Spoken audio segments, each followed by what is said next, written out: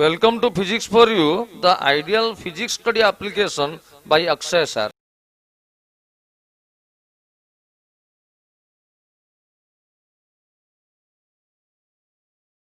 My dear students, अभी हम different force के बारे में डिस्कशन करेंगे।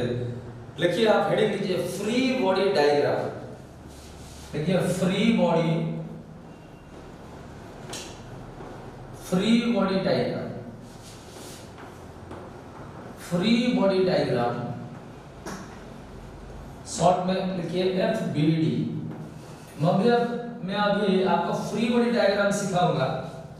फ्री बॉडी डायग्राम में मैं जनरली आपको अभी चार फोर्स के बारे में डिस्कशन करूंगा। लिखिए ऐसे लिखिए, in free body diagram we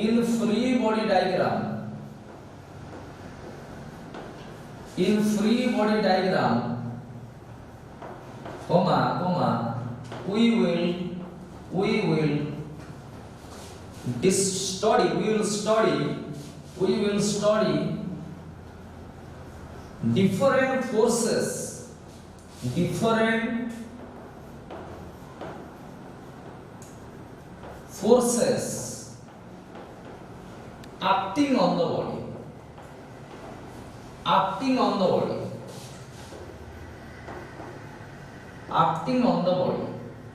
body के ऊपर क्या क्या फोर्स पड़ रहा है हम डिस्कशन करेंगे। तो पहला फोर्स है, देखिए पहले आप समझिए। नंबर 1 में लिख रहा हूं ग्रेविटेशनल फोर्स। देखिए आप पहले अपना पेन एंड कॉपी रखिए। ग्रेविटेशनल फोर्स और इसको बोलेंगे वेट सिंबल है W। इसको मैं अंडरलाइन कर रहा हूं। देखिए एक्चुअली कोई आदमी आपको पूछेगा कि भैया आपका वेट क्या है। एक आदमी बोला कि 50 KG, 60 KG, 70 KG, 72 KG. Actually KG mass का यूनिट है। क्वेश्चन पूछा है आपका वेट कितना है। आपका वेट 70 केजी नहीं हो सकता। 70 केजी आपका मास है। तो आपका वेट का मतलब क्या है मैं आपको समझाता हूं। देखिए ये लेटर से अर्थ है, अर्थ एक स्फीयरिकल है ऐसे, उसका सेंटर है ये सब अर्थ का सरफेस है। लेटर से ये अमेरिका है, इंडिया है, जापान है, समझ गए। मैं ऐसे बता रहा हूं। अर्थ का सरफेस के ऊपर एक बॉडी रखा है। ये कोई भी बॉडी हो सकता है, ये बॉल हो सकता है, एक पेड़ हो सकता है, एक आदमी हो सकता है, उसका मास है m। अर्थ सब चीज को अपनी सेंटर के तरफ खींचता है। अर्थ सब चीज को, हर चीज को अपनी सेंटर के तरफ खींचता है। तो अर्थ इस बॉडी को सेंटर के तरफ जितना फोर्स में खींचेगा, अर्थ इस बॉडी को अपनी सेंटर के तरफ जितना फोर्स में खींचेगा, उसी फोर्स को हम बोलेंगे वेट ऑफ दिस बॉडी। एक बॉडी का वेट का मतलब क्या है ना, अर्थ ये बॉडी को जितना फोर्स में खींच रहा है, कहां टुवर्ड्स इट्स सेंटर, ये बॉडी का वेट उतना होगा। अच्छा, वेट का एक्सप्रेशन क्या है? वेट का एक्सप्रेशन है mg। आप याद रखेंगे, वेट का एक्सप्रेशन है mg। एक बॉडी का वेट का एक्सप्रेशन है, फॉर्मूला है mg। m क्या है? बॉडी का मास। ये g का है, g है अर्थ का सरफेस में एक्सेलरेशन ड्यू टू ग्रेविटी। आप जानते हैं कि अर्थ का सरफेस में g का वैल्यू है 9.8 मीटर पर सेकंड स्क्वायर और प्रॉब्लम करने के टाइम में हम इसको 10 पुट कर सकते हैं। तो यहां पर वेट कितना होगा? mg। g यहां पर g, यहां पर वेट कितना होगा? mg। g यहां पर g, यहां पर वेट कितना होगा? mg। g मतलब यहां पर एक्सेलरेशन ड्यू टू ग्रेविटी। तो वेट का मतलब क्या है? मेरा वेट का मतलब है मेरे को अर्थ जितना फोर्स में उसके सेंटर के तरफ खींच रहा है, मेरा वेट उतना है। ठीक है, लिखिए ये पहला वाला point, first point I weight of a body. देखिए weight of a body means the force with which the force with which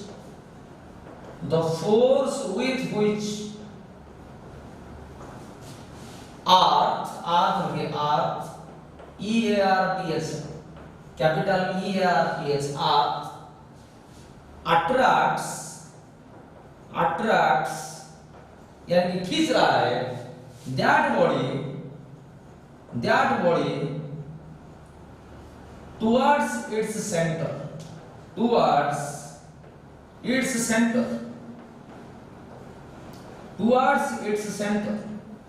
weight of a body means the force with which earth attracts that body towards its center। हम ऐसा सोच रहे हैं कि ये अर्थ का surface के ऊपर अलग है और अर्थ का सेंटर हमारा नीचे है, अर्थ का सेंटर। तो अर्थ हमको कहाँ खींचेगा? नीचे खींचेगा, तो वेट हमारा नीचे बढ़ेगा, नीचे यानी कि वर्टिकली डाउनवर्ड, ऐसे वर्टिकली डाउनवर्ड। ठीक है, अच्छा। Second point, the magnitude of the weight, magnitude यानी कि वैल्यू, मूल्य, magnitude of the weight, magnitude of the weight, इधर मैं लिख रहा हूं, इधर वेट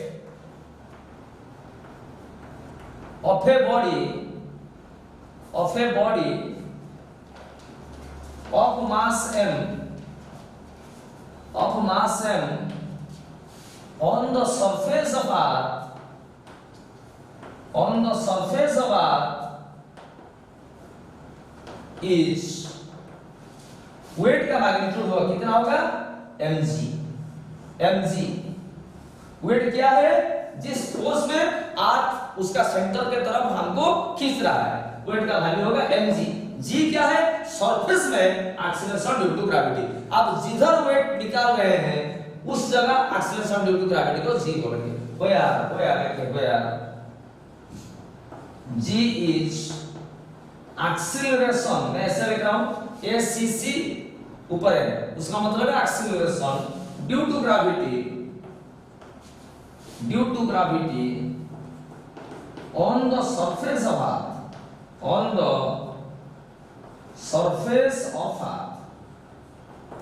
और acceleration due to gravity earth का सरफेस में है, आप याद रखिएगा 9.8 मीटर पर सेकंड स्क्वायर। ये एक्सीलरेशन ड्यू टू ग्रेविटी एक एक्सीलरेशन है, उसका यूनिट है मीटर पर सेकंड स्क्वायर, और प्रॉब्लम सॉल्व करने के टाइम में हम 10 पुट करेंगे, 10 मीटर पर सेकंड। तो वेट का मतलब क्या है? वेट का वैल्यू है mg, वो कहां पड़ता है? Towards the centre of the earth. तो ऐसे हम करेंगे, एक बॉडी ऐसा है, देखिए, लेट अस से मैं एग्जांपल कर रहा हूं, ये बॉडी है, उसका मास है लेट अस से 50 केजी। तो ये आपका सरफेस के ऊपर है, इसका वेट कहां पड़ेगा? ये सरफेस के ऊपर हो चाहे ना हो, जहां पर भी हो, इसका वेट नीचे पड़ेगा, क्योंकि आप इसको नीचे खींचेगा। लेट अस से ये बॉडी, इसको छोड़ देंगे तो ये नीचे गिर जा रहा है, यानी कि इसको आप खींच रहा है। तो वेट का एक्सप्रेशन क्या है? वेट कितना होगा? mg। m कितना? 50 kg। g कितना?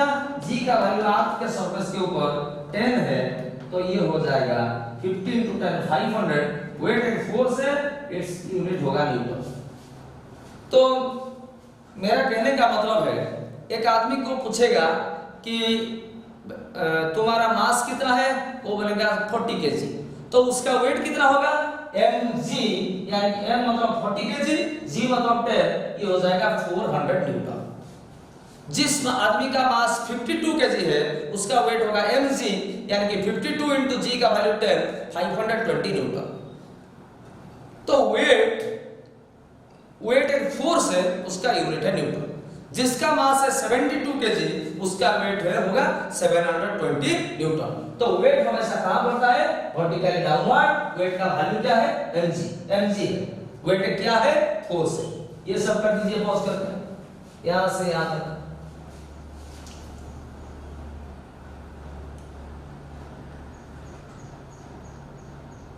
ठीक है, अभी मैं सेकंड फोर्स के बारे में डिस्कशन कर रहा हूं। सेकंड फोर्स के बारे में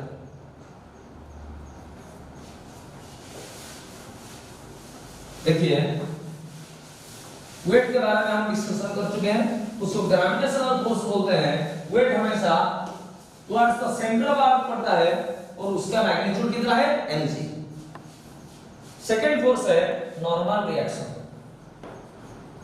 normal reaction, normal reaction, normal means perpendicular reaction, इसका सिंबल है n और कोई कोई आदमी इसको r लिखते हैं, कोई कोई ऑथर r भी इसको लिखते हैं n। देखिए नॉर्मल रिएक्शन कब पड़ेगा, दो बॉडी कांटेक्ट में रहेंगे, आपस में कांटेक्ट में लगेंगे, एक साथ लगेंगे तो नॉर्मल रिएक्शन पड़ेगा। मैं ऐसे लिख रहा हूं, whenever a body placed on, पहले आप ये चीज याद रखिए, placed on another surface or body surface, normal reaction acts, ऐसा लिखिए, normal reaction acts, normal reaction acts, acts मतलब पड़ता है, normal reaction acts perpendicular to the surface, perpendicular to the surface, to the surface. तो normal reaction कब पड़ेगा, whenever a body placed on another surface, एक body और एक surface के ऊपर रखा होगा माने यानी कि रेस्ट में हो चाहे मूव करना हो, नॉर्मल रिएक्शन पड़ेगा। सरफेस के ऊपर रहेगा तो नॉर्मल रिएक्शन पड़ेगा, और कहां सरफेस के साथ परपेंडिकुलर में एग्जांपल दे रहा हूं। देखिए एक हॉरिजॉन्टल सरफेस है, हॉरिजॉन्टल टेबल है, हॉरिजॉन्टल इसको बोलेंगे हॉरिजॉन्टल, इसको बोलेंगे वर्टिकल, इसको बोलेंगे इंक्लाइन। ये हॉरिजॉन्टल सरफेस के ऊपर एक बॉडी रखा है जिस बॉडी का मास सेम है 5 kg, 10 kg, 20 kg like this. इस बॉडी का ग्रेविटेशनल फोर्स या वेट कहां पड़ेगा, नीचे पड़ेगा mg। तो रखा है इसीलिए नॉर्मल रिएक्शन आएगा सरफेस के साथ परपेंडिकुलर, ऐसे पड़ेगा n, सरफेस के साथ परपेंडिकुलर। ये एक फोर्स है, ये एक फोर्स है। अभी इस डायरेक्शन में इक्वेशन लिखेंगे तो n mg होगा। ठीक है, मैं इक्वेशन के बारे में आपको समझाऊंगा। देखिए ये एक वर्टिकल वॉल है, वर्टिकल वॉल, इसके साथ एक बॉडी कांटेक्ट में है, चाहे इधर आधेसिव कोई आठा लगा हो या कोई फोर्स देकर ये इक्विलिब्रियम है। इसका ग्रेविटेशनल फोर्स है, वेट कहां पड़ेगा, नीचे पड़ेगा, कितना पड़ेगा mg।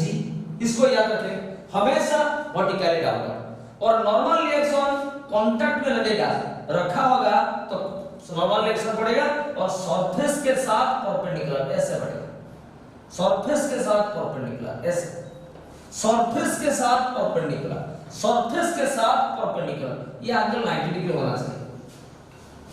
देखिए इंक्लाइन प्लेन है, इंक्लाइन प्लेन, ये इंक्लाइन प्लेन है, ये हॉरिजॉन्टल है, हॉरिजॉन्टल के साथ एंगल क्या है थीटा, और इंक्लाइन प्लेन के ऊपर एक बॉडी रखा है, बॉडी का मास है।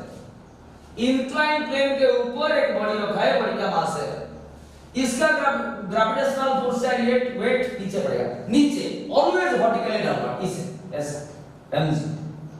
और नॉर्मल रिएक्शन सरफेस के साथ परपेंडिकुलर ऐसे पड़ेगा, कांटेक्ट में रहेगा, वो कांटेक्ट में है सरफेस के साथ, तो नॉर्मल रिएक्शन ऐसे पड़ेगा सरफेस के साथ परपेंडिकुलर।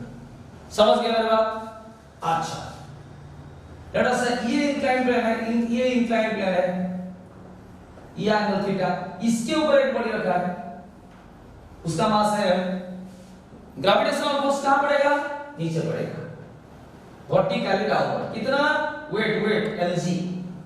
और नॉर्मल रिएक्शन सरफेस के साथ परपेंडिकुलर रखा होगा तो नॉर्मल रिएक्शन पड़ेगा सरफेस के साथ परपेंडिकुलर, सरफेस के साथ परपेंडिकुलर, सरफेस के साथ परपेंडिकुलर, सरफेस के साथ परपेंडिकुलर। ये फोर्स है, कब पड़ेगा, वेट जैसे हर वक्त पड़ेगा, हर वक्त वेट पड़ेगा mg, नीचे पड़ेगा, नीचे पड़ेगा। नॉर्मल रिएक्शन हमेशा रखे होने पर कांटेक्ट लगने से पड़ता है और सरफेस के साथ परपेंडिकुलर, सरफेस के साथ परपेंडिकुलर। पॉज करके वीडियो को यहां तक कर दीजिए, जो मार्क कर दीजिए, पॉज करके करिए।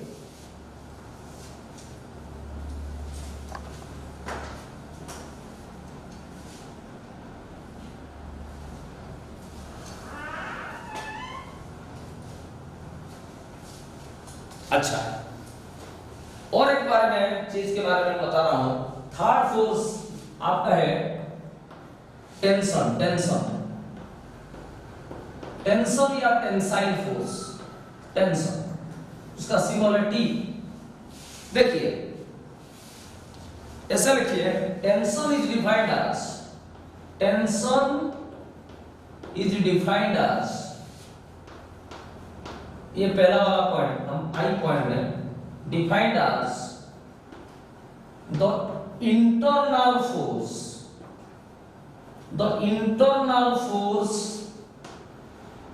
inside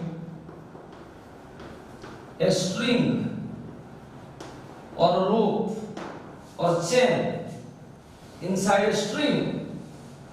टेंशन क्या है? लेट अस से एकदम छोटा एकदम पतला एक स्ट्रिंग है, उसको ब्रेक करने के लिए हमको छोटा फोर्स लगना पड़ेगा।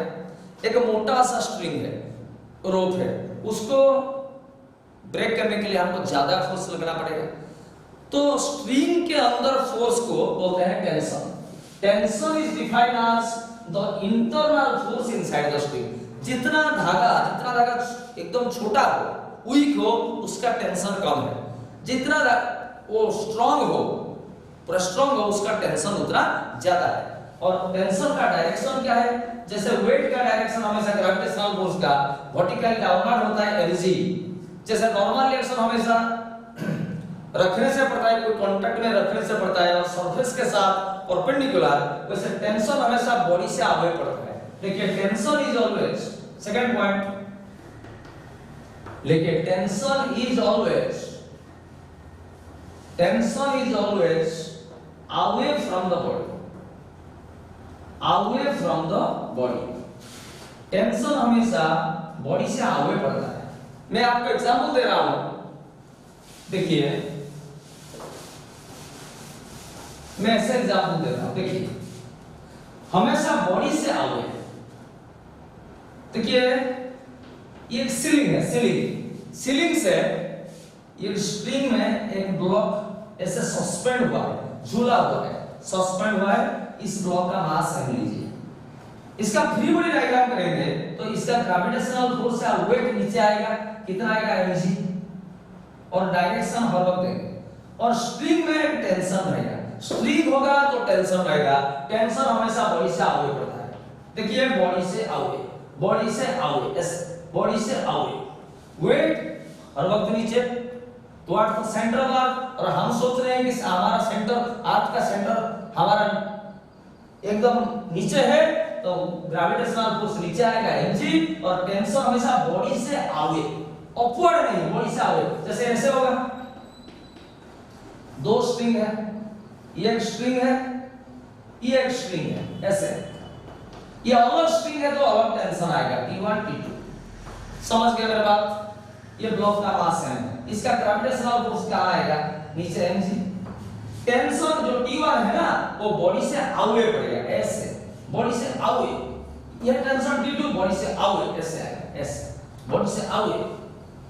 समझ गए? तो स्ट्रिंग देखेंगे तो हम टेंशन पुट करेंगे, और टेंशन हमेशा बॉडी से आगे आता है। पॉज करके वीडियो को कर दीजिए, पॉज करके कर दीजिए वीडियो को। अभी लास्ट फोर्स आप देखेंगे, इनर्शिया फोर्स, और इसको बोलते हैं स्यूडो फोर्स।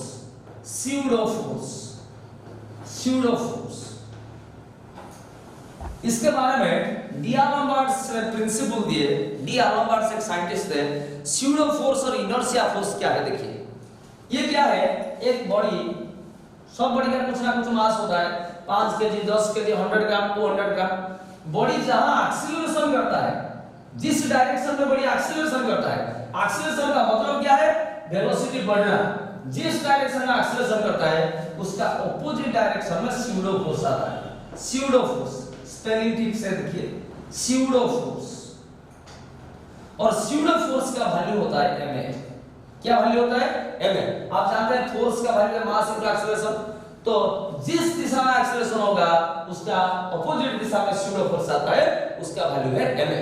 तो देखिए whenever I पॉइंट में, फर्स्ट पॉइंट में, whenever a body, whenever एक पॉइंट होना चाहिए accelerates in one direction, comma दीजिए, pseudo force pseudo force acts यानी कि पड़ता है opposite to the acceleration, opposite to the acceleration,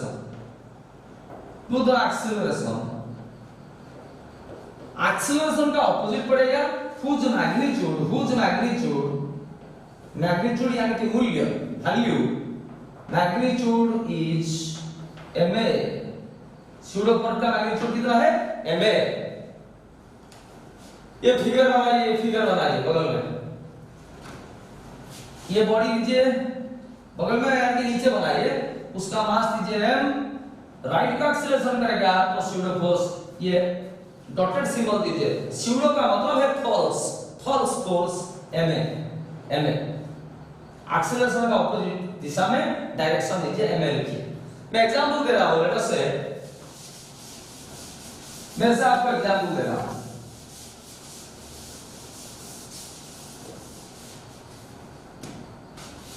ऐसे मैं एग्जांपल दे रहा हूं, लेट अस से ये एक ब्लॉक है, ये ब्लॉक का मास दिया है m, लेट अस से 2 kg। ये ब्लॉक ऊपर को एक्सेलरेशन कर रहा है, लेट अस से 5 मीटर पर सेकंड करे या 6 मीटर पर सेकंड करे, ऊपर को एक्सेलरेशन कर रहा है यानी कि ऊपर को उसका वेलोसिटी बढ़ रहा है, ऊपर को एक्सेलरेशन करेगा तो स्यूडो फोर्स नीचे आएगा, कितना आएगा ma यानी कि m यानी कि 2, a यानी कि 6, ये हो गया 12। स्यूडो फोर्स है, फोर्स का यूनिट है न्यूटन। जिस डायरेक्शन में एक्सेलरेशन करेगा स्यूडो फोर्स उल्टी दिशा में पड़ेगा, उसका वैल्यू है ma। इतना याद रखेंगे, स्यूडो फोर्स को इनर्शिया फोर्स बोला जाता है। तो ग्रेविटेशनल फोर्स से हमेशा नीचे आता है towards the centre of earth, उसको वेट बोलते हैं, उसका वैल्यू है mg। वैसे सरफेस के साथ रहेगा तो नॉर्मल रिएक्शन आता है, सरफेस के साथ परपेंडिकुलर। अच्छा, स्ट्रिंग में झूला रहेगा तो टेंशन हमेशा पड़ता है बॉडी से अवे, और जिस डायरेक्शन में एक्सेलरेशन करेगा उसका ऑपोजिट में होता है स्यूडो फोर्स, जिसका वैल्यू है ma। ये कर दीजिए पॉज करके।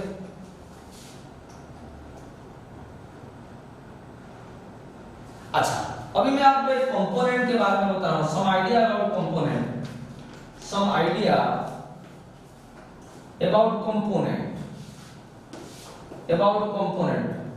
ये मैं आपको डिस्कशन किया था और एक बार मैं समझा रहा हूं। देखिए लेट अस से इस डायरेक्शन में एक फोर्स पड़ रहा है F, ये एंगल थीटा है, इस डायरेक्शन में फोर्स पड़ रहा है F, ये एंगल थीटा है, ये एंगल।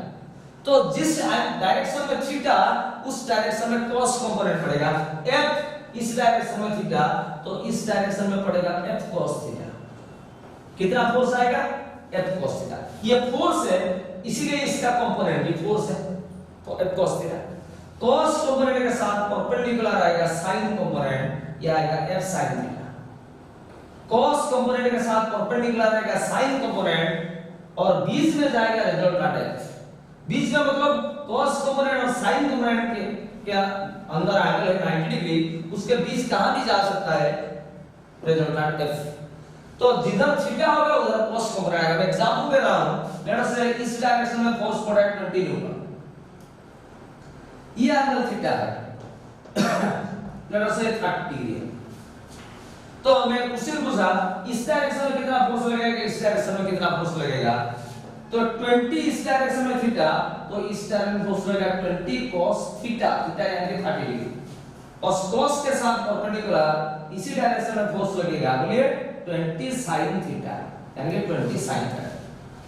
तो इसे देखिए 20 cos 30 का वैल्यू है √3/2, ये हो गया आपका 10√3, फोर्स का यूनिट है न्यूटन। तो इस डायरेक्शन में फोर्स लगेगा 10 √3 न्यूटन और इधर लगेगा 10 20 sin 30 यानी कि 20 into sin 30 का वैल्यू है 1/2 ये हो जाएगा 10 न्यूटन। इस डायरेक्शन में फोर्स लगेगा 10 न्यूटन। समझ गए? तो जिस डायरेक्शन में थीटा उस डायरेक्शन में cos कंपोनेंट के साथ परपेंडिकुलर sin कंपोनेंट पड़ेगा और बीच में रिजल्टेंट जाएगा। ठीक है, समझ गए? तो नेक्स्ट वीडियो में हम फ्री बॉडी डायग्राम का ओरिएंटेड लॉज ऑफ मोशन का टिपिकल प्रॉब्लम सब सॉल्व करेंगे। Okay, thank you very much.